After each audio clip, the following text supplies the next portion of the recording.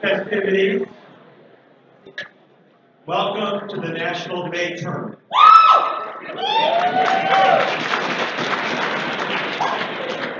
My name is Ed Panetta. I'm a professor of communication studies and chair at the Department of Communication, University of Georgia, and a former debate coach. We're here to welcome you to the 72nd National Debate Tournament. The tournament began in 1947 and was housed by the U.S. Military Academy until 1966. District 8, there you go. And the vestiges of that era are the big board. Each of you received your notation this year of what your team name was, will be posted, and the oral reading of the parents. Debate doesn't really look a lot like it did in 1966, but we do have those moments. We moved to a model where we went from campus to campus in 1967. The reason we're here is that in 1968, Wichita won the National Debate Tournament, and this is the 50th year celebration of that victory.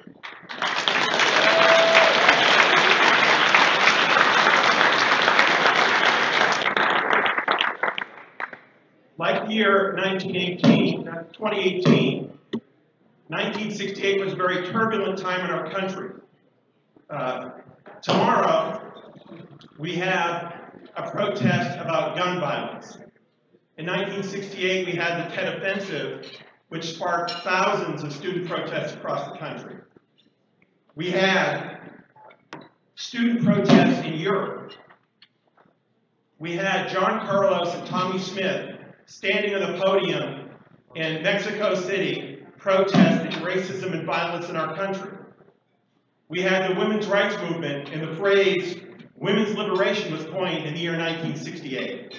And it was the first year in which we had protests at the Miss America beauty pageant. It was a very tumultuous year. And not only were every moment progressive, it was also the year in which we coined the term the silent majority. It was the year in which white voters were promised a return to the past and law and order. It was a turbulent time.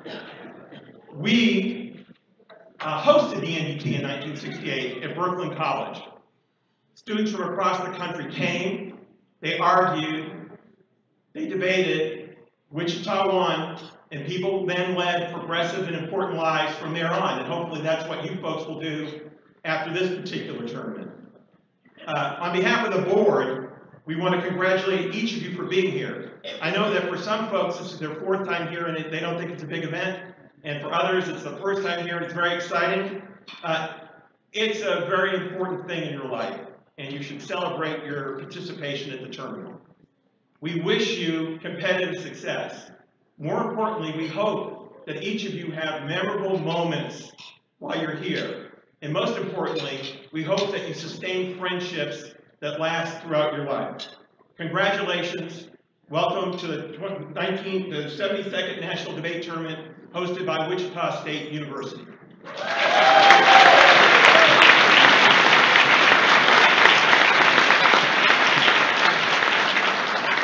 And now I'd like to ask one of the members of the debate committee that's done a lot for the National Debate Tournament, the chair of the Board of Trustees, Sherry Hall, to come forward and say a few words.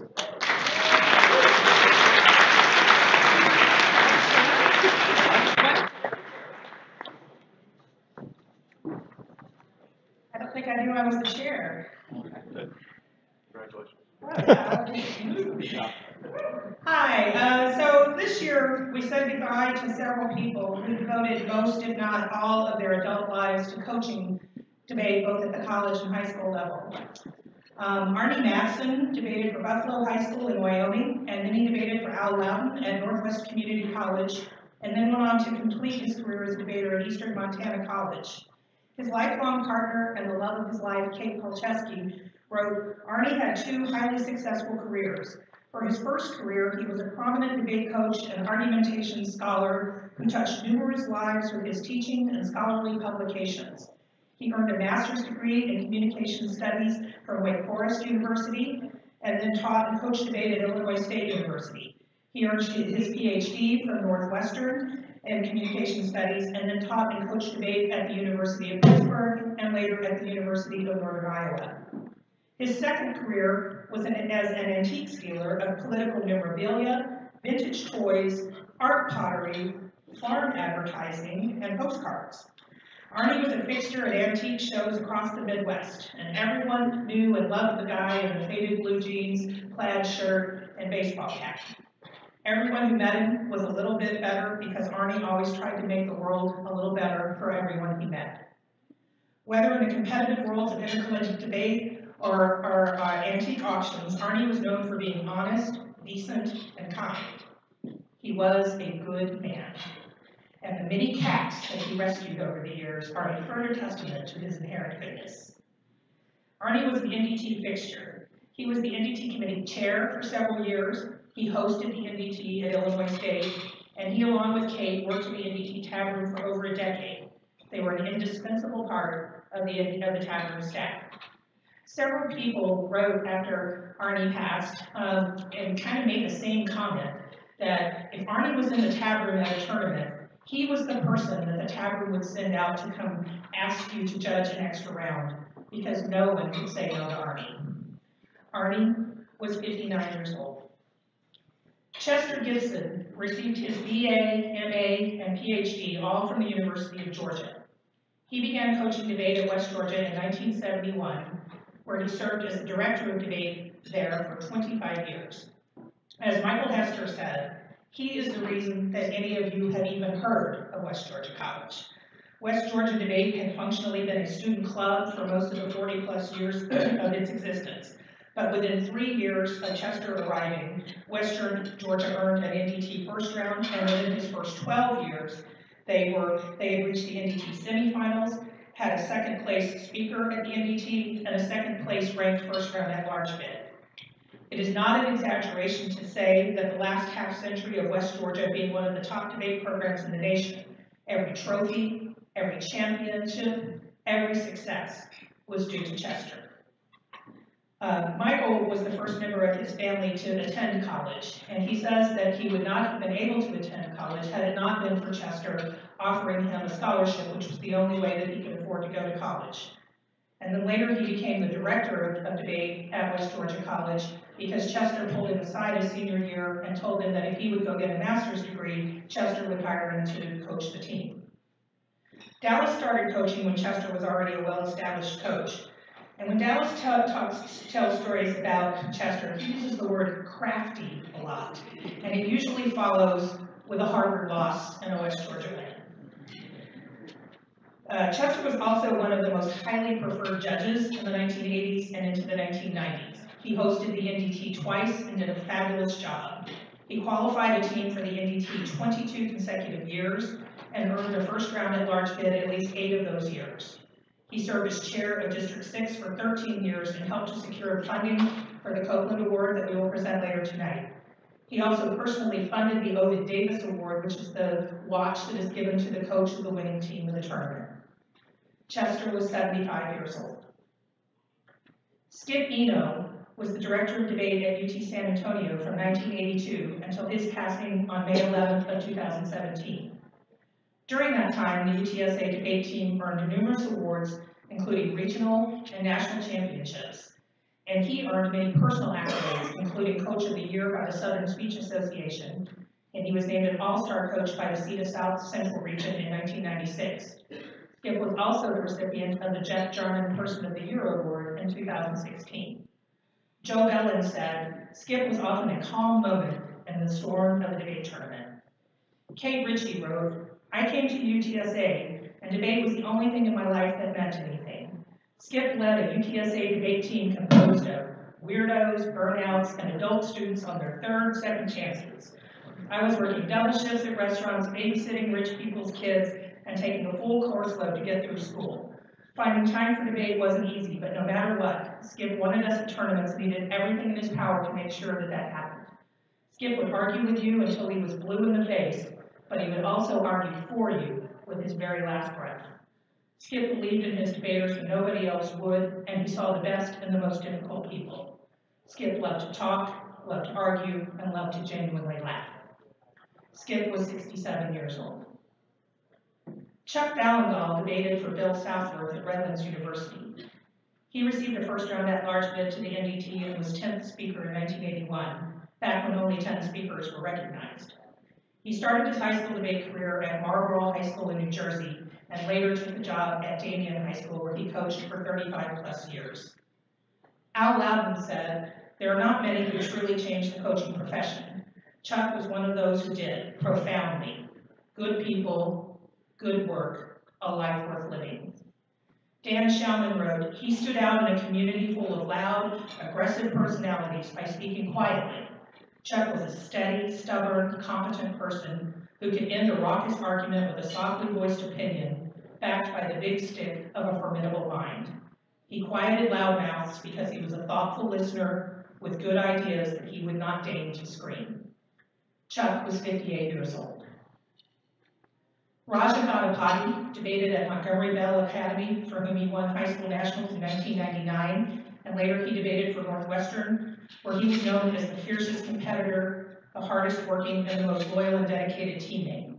3 of the 4 years that Raja was at Northwestern, they won the NDT, and every one of the debaters on those winning teams attributes part of their success to Raja's strategic mind, incredible research skills, and selflessly keeping his team in mind at all times. Raja had an incredible memory for wins, losses, and authors, arguments, and rounds. A decade after a debate, he could tell you exactly what arguments were made during a debate. He was a double octafinalist at the NDT in 2003 and lost in the octafinals in 2004. There were few things that Raja loved more than debate: good food, the Chicago Bulls, and Tim McGraw. But most importantly, he loved his family, his wife Emma, and his young daughters Lila and Sophia. He was a devoted husband and father who enjoyed the time he spent at soccer games, ballet recitals, and family vacations. Raja was 36 years old. Jamie Woodard debated for Mercer College on the team when Alicia Cockrell Davis was there. He graduated summa cum laude from Mercer and cum laude from Mercer Law School. James Herndon wrote, "My friend, roommate, teammate, and debate coach, Jamie Woodard, opened my eyes to so much in the world. Jamie was always passionate about life, talking and arguing. When I first became a debate coach at Chattahoochee High School, Jamie would take time off from his law practice on the weekends to travel and judge for us. He said he wanted to be a part of my first team. He was one of the first people to make me think I was doing a good job. He always brought me confidence through his friendship." Jamie was 37 years old. I usually end this section of the reception here, but I wanted to transition from the celebration of the people that we lost last year to the celebration of the people whose lives have recently been transformed. Last year, Board of Trustees member Stephen Bailey was here to welcome you all, and I was hoping that he would do that again this year, but he's not with us this year because he decided to get married last week. So we wish him well. In addition to Stephen, Jim Schultz and Leah Mikulski also just got married, and so I wanted to personally end this section by wishing them the best of luck as they start their new lives together.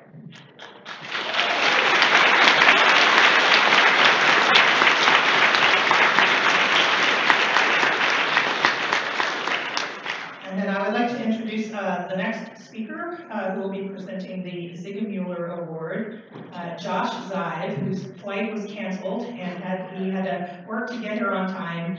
And thank goodness, because nobody can give a speech like he's going to give the way that Josh does.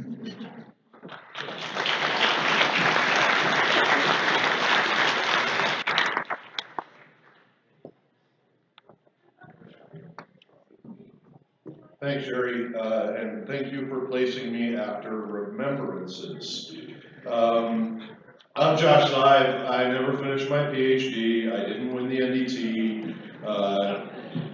I'm an okay lawyer. I'm dangerously obese. I'm here because, like 25 years ago, I promised Ross Smith, in a moment of, I'm sure, complete sobriety, that I would come to the NDT every year I could for the rest of my life. And Ross made you make promises like that.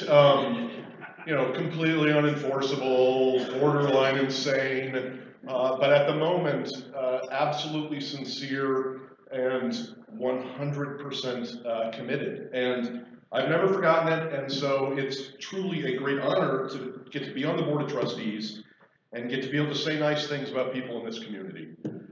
Because particularly working in Washington, D.C. at this particular moment in time, it has made me greatly appreciate even the worst of moments I had in the policy debate community. And this tournament, even at its weirdest, most over-competitive moments, can still produce moments of real kind of memorable grace. And as a middle-aged dude, I'm really happy to be here to be able to see it on occasion. So I get to give the Ziggler Award. Most of you in this room probably have never gotten to be at a tournament with George Ziggler, and that's a true crime because those of us who have never forget it. George Ziggler was an absolute institution on this circuit and at this tournament, and giving an award in his name is a great honor. He was one of the real innovators of how you build a program committed to the debaters on that team, irrespective of how weird they are. You know, Wayne was weird before weird was cool or accepted. It was this odd, I mean, most of us who did college debate had never heard of Wayne State before we came to college, because it was this largely commuter school inside Detroit.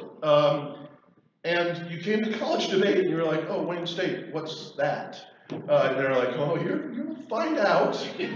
This George Ziggler would totter into your room, smile at you, and then they'd talk ungodly fast, read a million cards, and you'd lose. And George did that because he believed that his team should meet certain standards he held, but other than that, they could be any sort of person they wanted to be. Whether that was like Ron Stevenson or Scott Harris, different versions of weird, Danielle Weesey, her own version of weird. They all had a home at Wayne and with George, and he has produced countless debaters and coaches who I think can attribute this activity to him. And those are the people I enjoy celebrating the most, the ones that convince people who wouldn't otherwise do debate to do it. And there can never be too many people who rescue people. And George was someone who rescued countless young people. And so that's why I'm here. And sorry I got a little misty, but I get to give the Ziggler Award in its most special condition, which is when you get to give it to someone who was coached by George Ziggler. Not Scott Harris. He's got like all these awards, all right? So he's fine. Yeah. I get to give it to a bald, odd, wonderful weirdo, Jake Thompson from UNLV.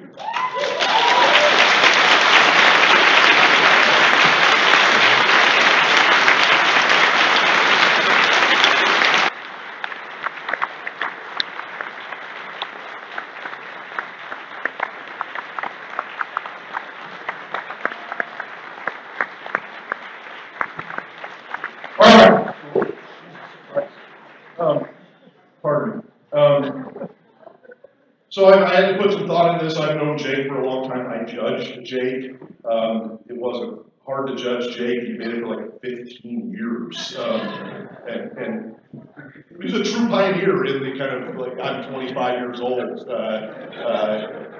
And he could buy for you when real early.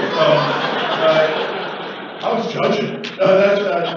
But I had to think specifically about how I would word this. So I will say this. Based upon judging Jake Thompson, it is safe to say that Jake has vastly exceeded anyone's expectations.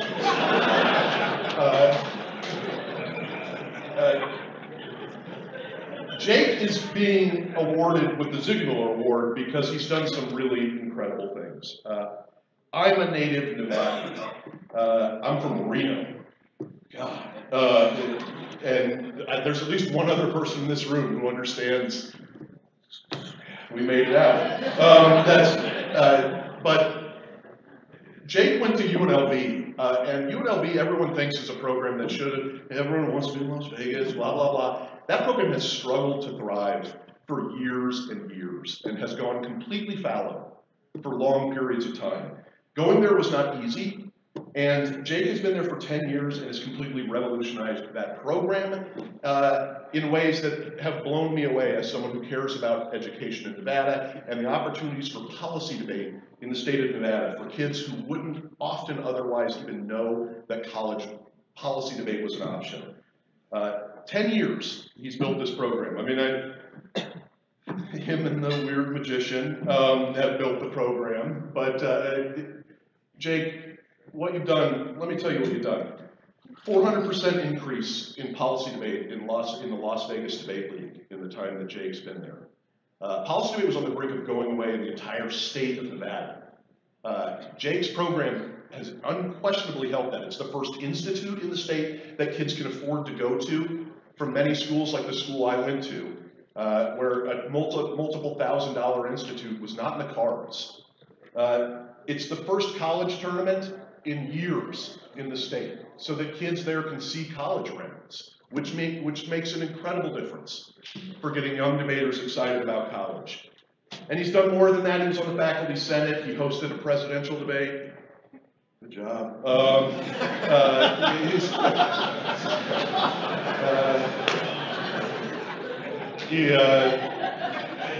He worked with Sarah Beth Brooks to do incredible work driving changes to the signage on the UNLV campus to get rid of particularly ableist messaging.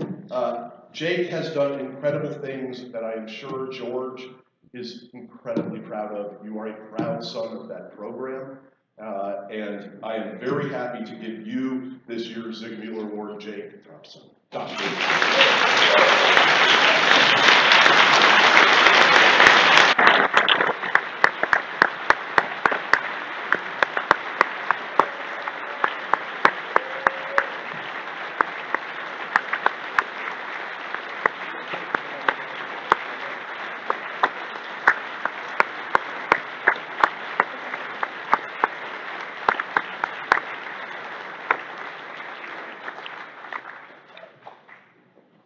Now I will introduce the next speaker and my old coach, former finalist at the National Debate Tournament, Dr. Carla Lieber. And she's new to the Board of Trustees, so she has to be here a lot now. So welcome, Carla.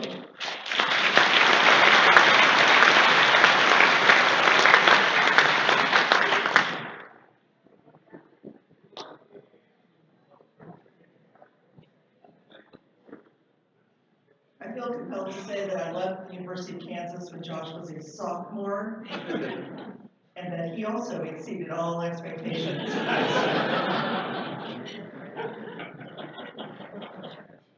The Lucy Keel Award was created in honor of the former director of debate at California State University at Fullerton. And, you know, I'm old. And one of the things that I want to say to all of you is, it's amazing to me to look out and see so many young women in this room who participate, but also so many young women who are in leadership positions running programs. I don't know that you all fully understand how few there were. When I was an undergraduate, and Lucy Heel was on the Board of Trustees for a very long time, and she was one of a very few women who were in leadership positions in intercollegiate debate and in the college speech and debate world.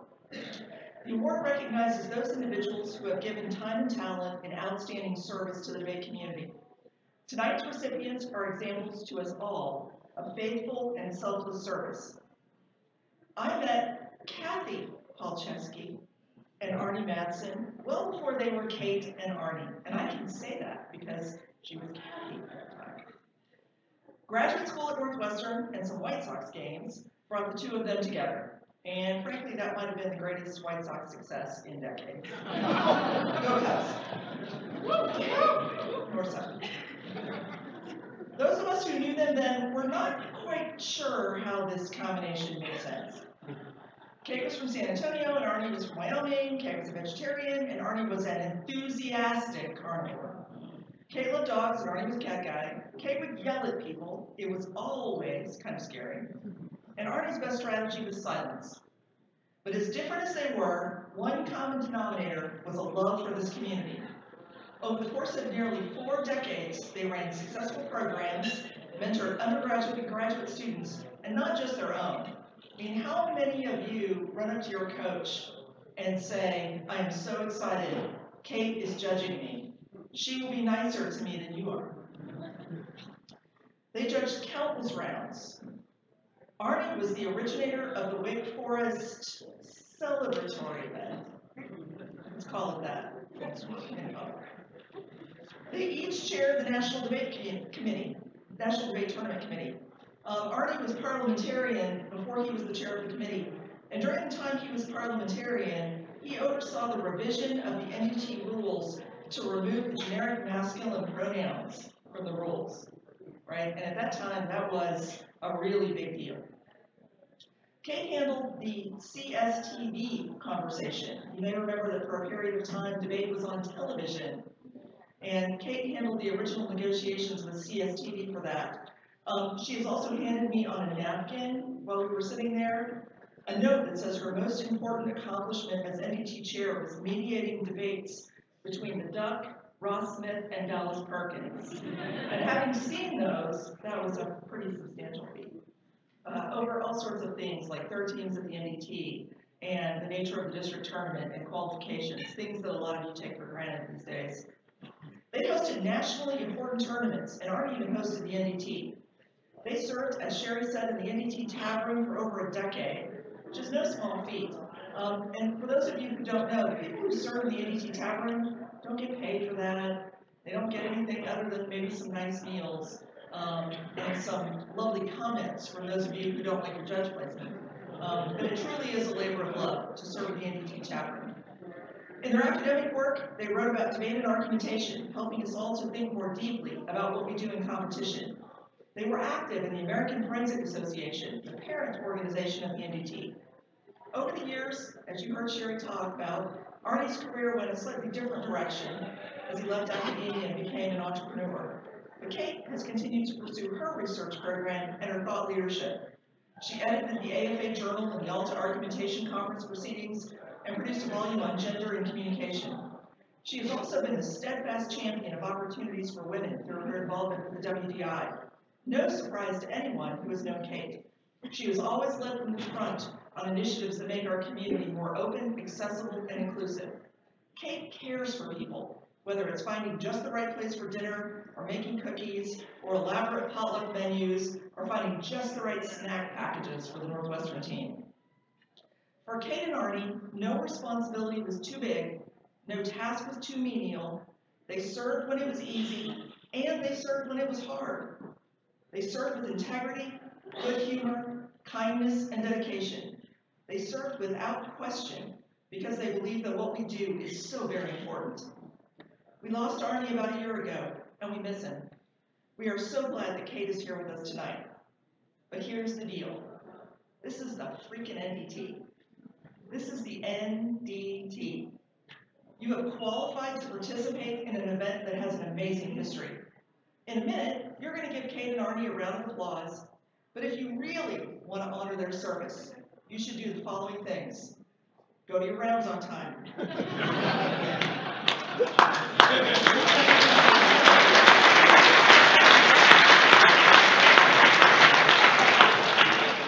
Fill out your ballots completely with all of the speaker points. Be a gracious loser and an even more gracious winner. Try to learn something. Try to teach someone something. Be grateful to your host and do what you can to make their life easier, like pick up after yourselves. And most importantly, look like you're having fun. As Kate said in one of her judge philosophies, education should be fun. Ideas are interesting. Testing them is challenging. And figuring things out is neat. You will never be part of another community quite like this one. I encourage each of you to think about what you can do to serve when it's your turn. Thank you, my dear friend, for everything you and Arnie have given to the debate community. And I'm proud to give you the Lucy Keel Award this year.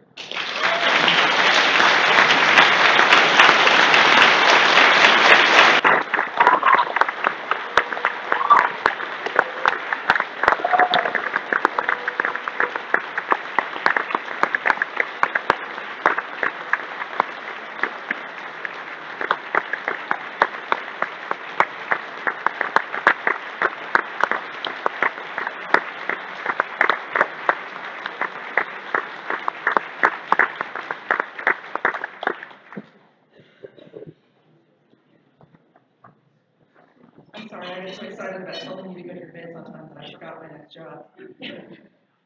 It is my privilege to introduce the host for this year's National Debate Tournament, Dr. Jeff Jarman, from Wichita State University.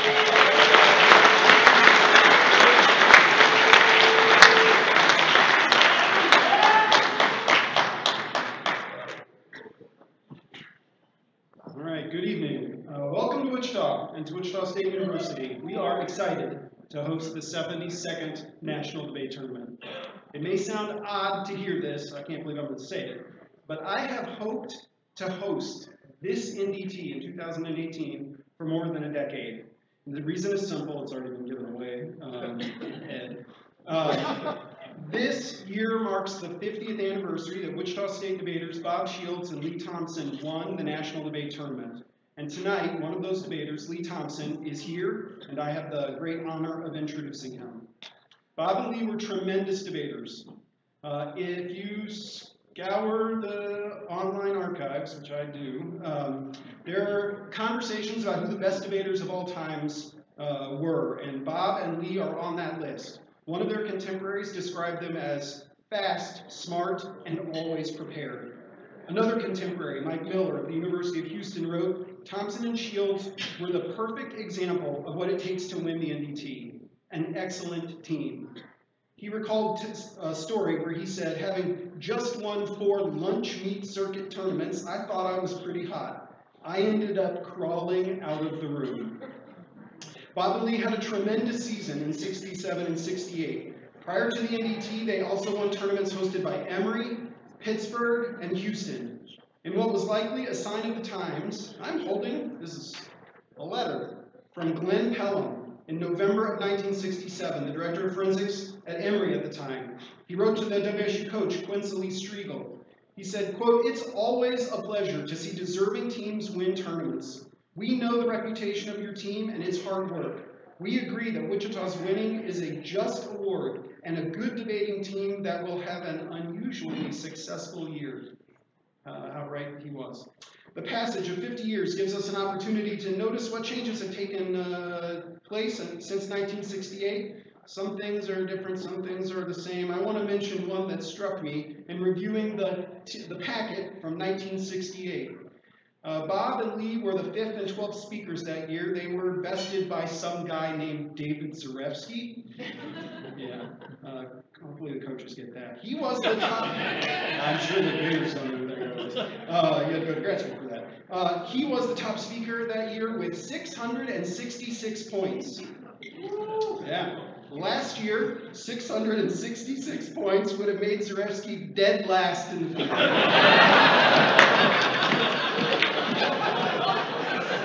Don't come at me. It's the same speaker point scale. Zarefsky won with an average of 27.75, and you can't clear with that now. So. Things have changed a lot. I have a great photo of the team returning. I have a blown up photo over there, but it'd be weird to bring it up here. They were returning from the NDT. They were greeted at the airport on the tarmac by the university president to greet them on their championship winning the NDT. Things like that, TSA won't let that happen. Some things remain the same. Wichita State's run through the elims that year, matched them against teams that are still successful today. WSU, sorry to say this, Wichita State beat Rutgers and Wayne State and Michigan State on the way to the elims on their way to finals that year. Lee had a tremendous career after graduation. He earned a master's degree at Emporia State. He served as an assistant debate coach then. He earned his law degree from George Washington. He served as the United States Attorney for the District of Kansas in 1990. He practices law currently with his daughters as a part of the Thompson Law Firm. He's got a heck of a story about the hotel in Brooklyn. I was going to say it, but he's going to do it. Winning the NDT in 1968 is and was a tremendous accomplishment. I'm glad that Lee is with us tonight, and we can honor he and Bob on the 50th anniversary of their win of the NDT. Please help me welcome Lee Thompson.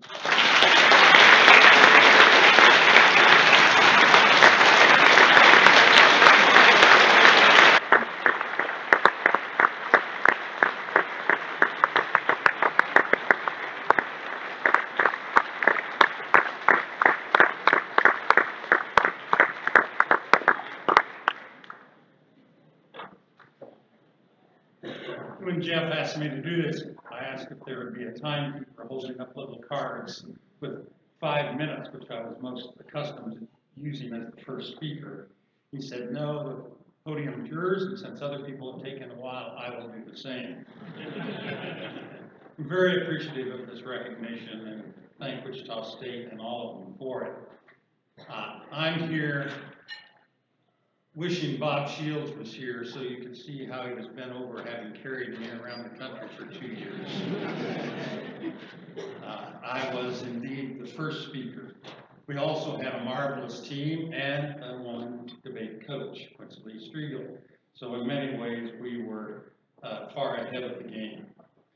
I also am eternally grateful to George Ziggler, who coached Wayne State, which knocked off the #1 seed Houston in the elimination, such that as #8 seed, we got to meet the #16 seed in the next round.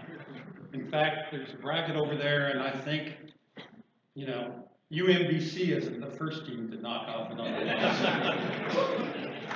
I think we met #13 and #9 along the way, and there were some excellent teams. Butler did a service by knocking off Sarefsky in the semifinals, and so we didn't even have to worry about Northwestern, although we did beat them in the preliminary round.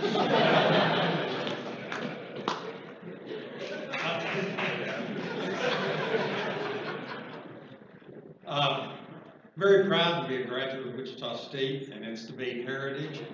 I don't know if many of you know, I assume you've heard of Herb James and Bill Reynolds, the great coaches at Dartmouth and Georgetown. They were 1947 graduates of the University of Wichita. Bill Balthrop won one of these awards at North Carolina, was one of our teammates on a great team that unfortunately did not make the NDT because only one team from each school can make it. I didn't feel so bad for Bill then, but in retrospect, I was glad we did, but he was a great person. Enjoyed seeing Warren Decker tonight, coach at George Mason, who's a contemporary, and there aren't many of them left, but it's really great. Not only does Wichita State have great heritage, but also I'm proud of the state of Kansas and the heritage and dedication it's shown to debate. I think there are a couple of small schools up the Turnpike in Emporia and Lawrence that have had modicum of success over the years as well. I am also very proud to have been a participant in the NDT and, interestingly enough, worked in the tab room for 4 years after I graduated from Wichita State. I did graduate work at Emporia when Dave Matheny was tournament director, continued doing that, and then when I was on staff in the United States Senate, Merwin Hayes asked me to continue a 4th time, and I did it. And being in the tab room is indeed a wonderful opportunity, and I commend those of you who do it. The NDT is indeed very, very special.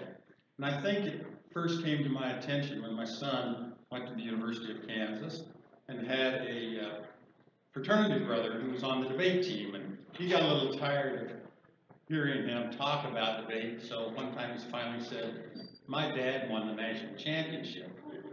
And the young man, Ryan Hudson said, kind of shrugged and probably had the same reaction that I did when I heard that Ted Cruz was a national champion.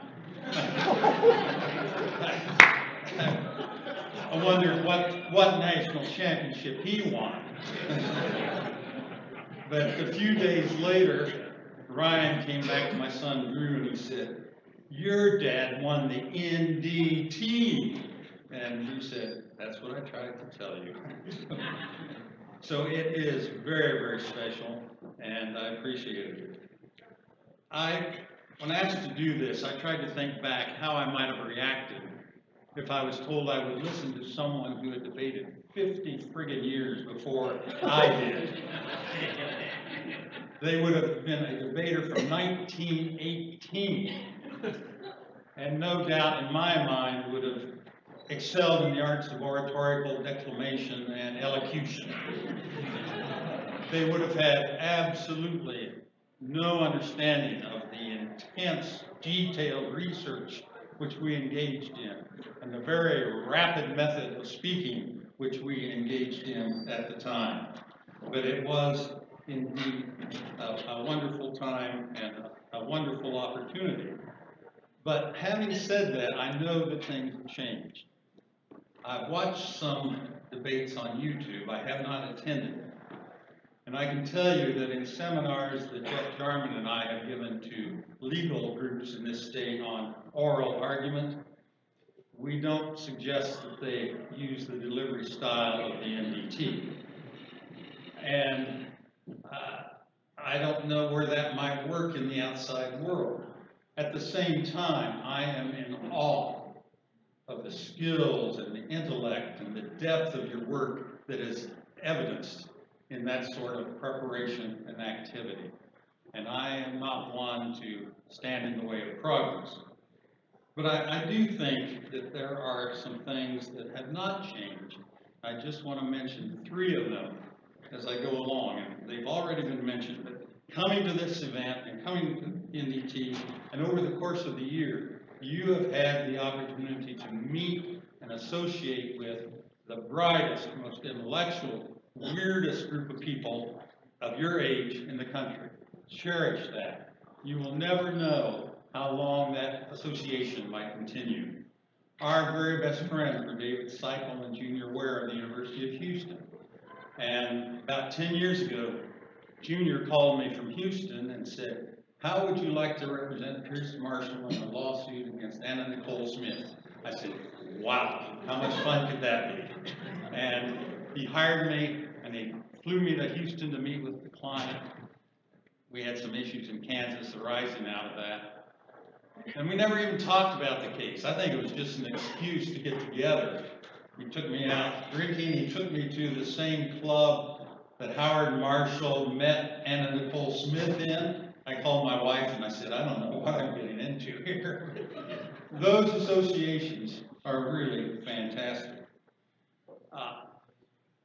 One recollection in particular, Bob and I had been in Washington, D.C. for the Delta Sigma Rho Tau Kappa Alpha tournament the week before the NDT. And in terms of a turbulent year, when we flew in, there were machine guns on Memorial Bridge in Washington, D.C. The Willard Hotel was not staffed where we stayed. There were smoke plumes all over the city. It was the day after Martin Luther King had been assassinated. And so that was one of many of those events. Of course, we kind of walked through the whole year, I think, with our briefcases, and I think we're slightly atypical of people in college in those years.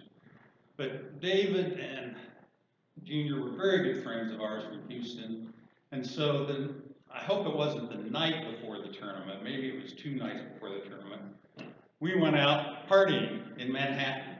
Bob had been an intern at the UN and showed us around New York City.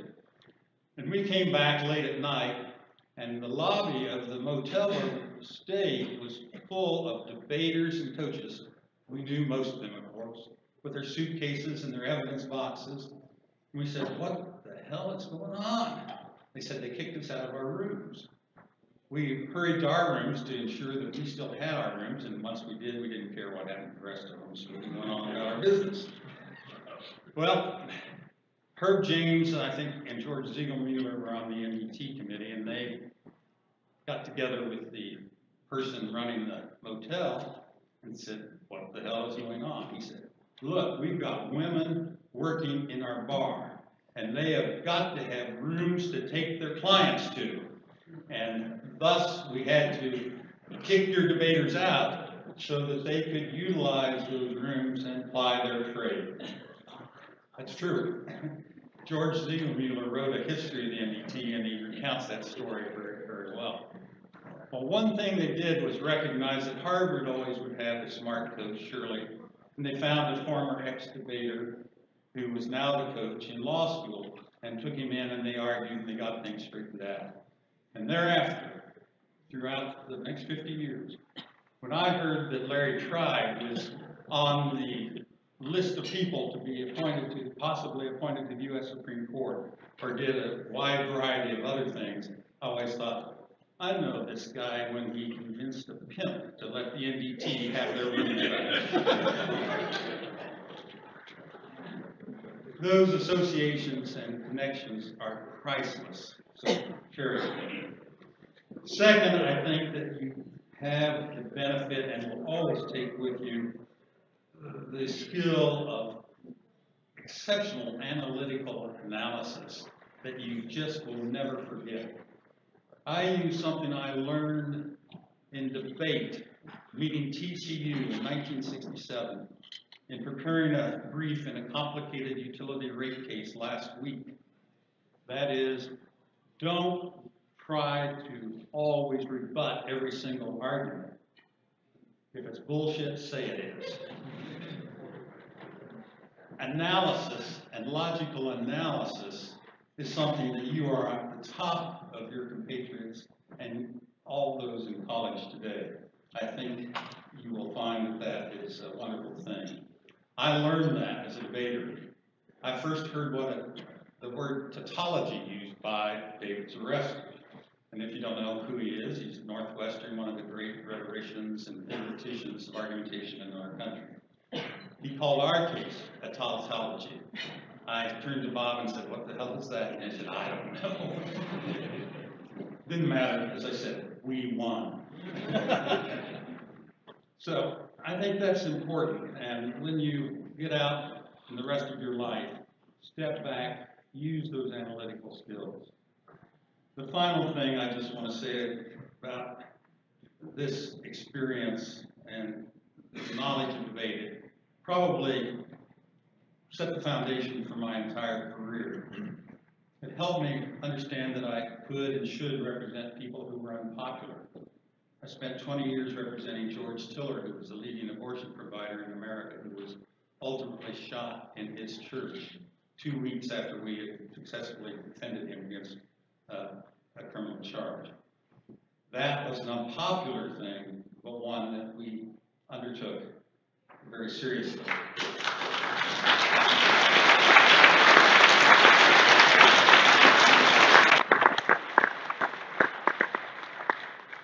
To be honest with you, I will say that I came to appreciate that issue only after being hit over the head by my wife and my 2 attorney daughters for a number of years.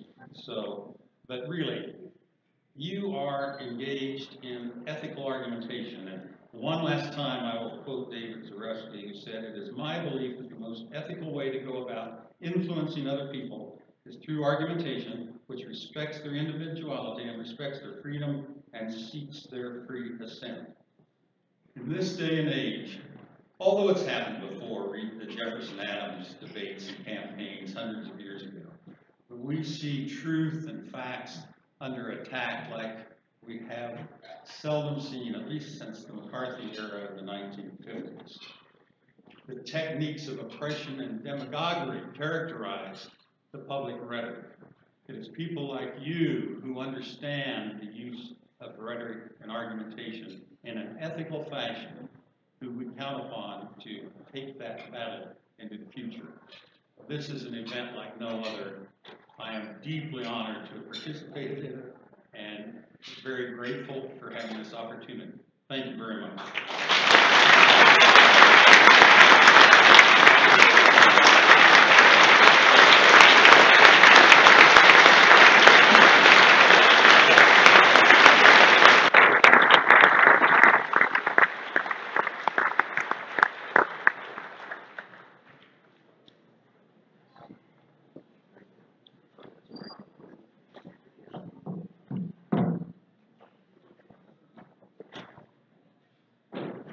Welcome to the 72nd National Debate Tournament.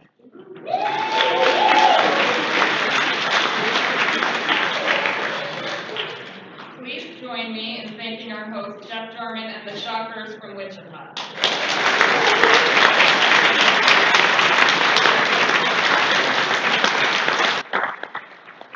I have a few rule reminders and announcements, as is tradition at the NDT, before we get on to the board. So first, there are no Mavericks allowed at the NDT, not even for one debate, and no substitutes. There is a conduct code which prohibits harassing, abusive, violent behavior. If you need to contact the conduct committee, please email the committee at ndtconduct@googlegroups.com or call or text at 617-306-4513. A complete copy of the rules and conduct procedures can be found at nationaldebatetournament.org. Judges, I would like to request that you kindly pay full attention to debates and minimize distractions. This means no texting or emailing during speeches. The debaters work hard all year to get here, and they deserve your full attention.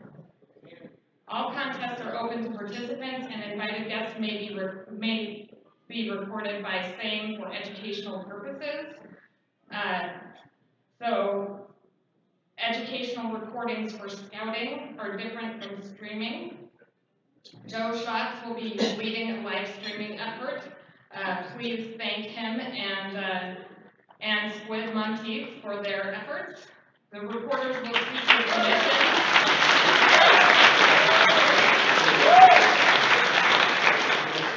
The reporters will seek your permission before streaming any debates. Okay, so people are allowed to record for scouting purposes, but if it's going to be streamed, they'll ask permission first. Benton Bajorek is the scouting director. Please thank Benton for serving in this role, especially the last year.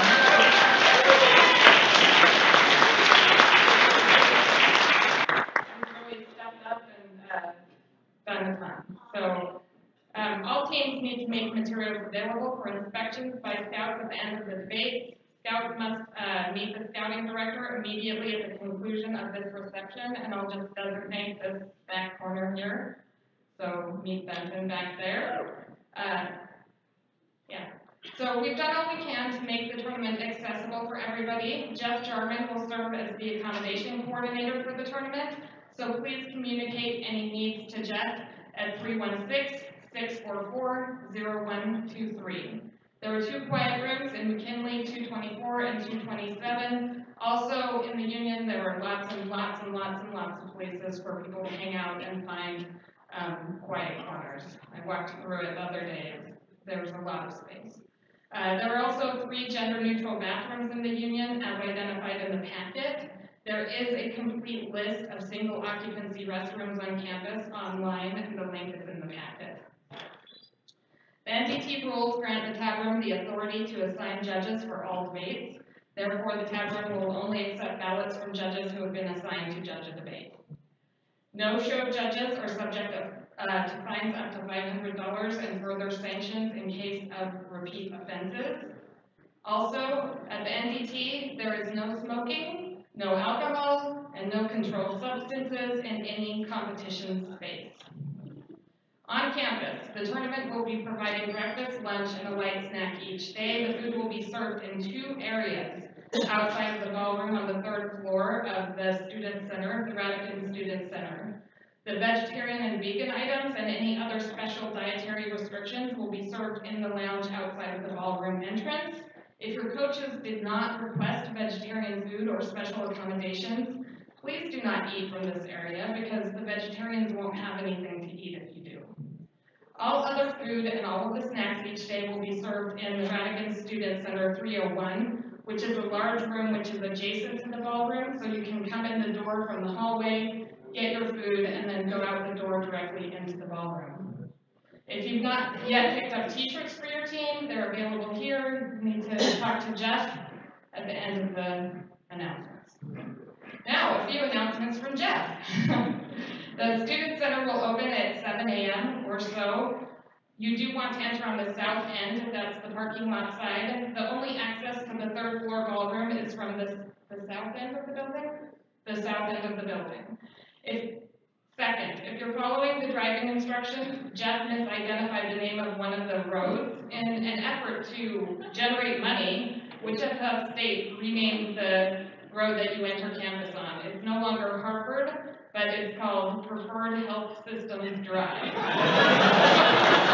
So, Sherry, if you'd like to begin negotiations, I'm sure that Jeff will be happy to work out an arrangement to change it back to Harvard. I think we already said the RSC will open at 7 and food will be ready at that time. Should you want to be there before 7:30. Parking in any of the surface lots is free. Parking in the parking garage is $1.50 an hour. So you need to pay if you park in the garage. If you did not get your picture taken, please head directly to Salon 2. We'll take those right now. Don't delay. Our photographer will head out once the line is gone. Also, if you need to exchange a shirt, please find Jeff at any time during the tournament. We have some extras, and he's happy to give you a few to take back if you need them. Additionally, Wichita State is a non-smoking campus, and we ask for voluntary compliance to keep the campus tobacco-free. That's all of the announcements, so thank you for bearing with me. Now it's the time to recognize the top 5 first round at-large bids of 2018. I will start by talking a bit about the special awards given to the top teams and their coaches, and then move on to recognizing the team. The Copeland Award. On September 21st, 1989, the life of Rex Copeland was brought to a sudden and tragic close. With its end, Samford University lost an outstanding student, the forensic community lost an excellent debater, and his many friends were deprived of the friendship and love of a fine individual person. It is in recognition of those rare professional and personal qualities which Rex offered that Samford University, together with his parents, determined to endow a permanent award in his name. Therefore, with the agreement of the NDT Board of Trustees and the NDT Committee, the Rex Copeland Memorial Award is presented annually to the collegiate debate team ranked number 1 in the first round at-large team selections. Rex's legacy is his joy of life, his good nature, and his warm personality. They make us forever remember him. Family and friends brought him happiness. Debate competition brought him honor among his peers. Few will have known Rex in a few years except through this memorial award. To those lucky enough to remember him, his love of life should be what we think of when his name is mentioned. To those who never knew him, know that his happiness came not from single-minded pursuits, but from balance of hard work and play. Life is too short to forget the people and events that truly make a difference. Additionally, in 2009, the James Unger Award was established to recognize the coach of the top first round team, the Copeland winner. Okay? So I'll start from the bottom to maintain the suspense. Recognizing the 5th seeded first round at large bid in 2018, please recognize Kentucky, Bannister, and Truchinoff.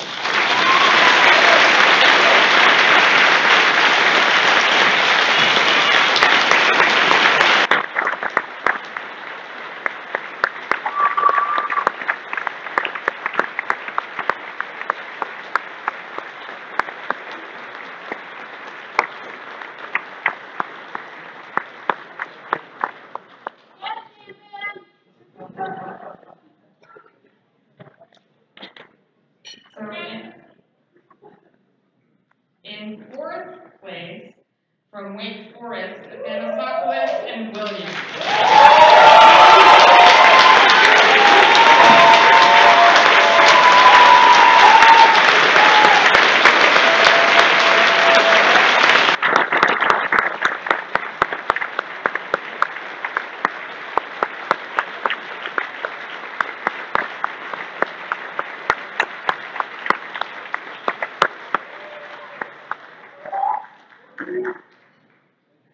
In 3rd place, from UNLV, Gomez and Moore.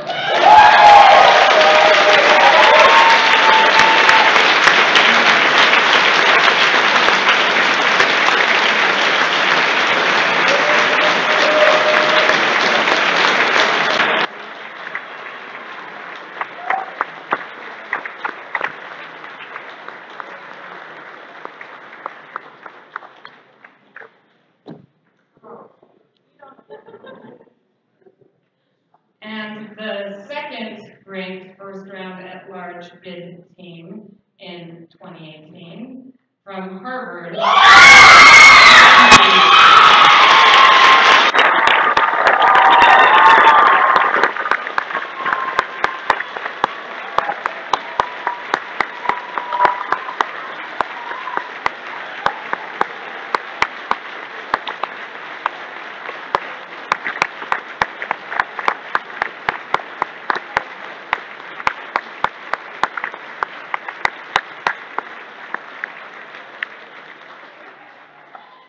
So therefore, I'm happy to recognize the Coachman Award winners, Kansas, Kat, and Robin.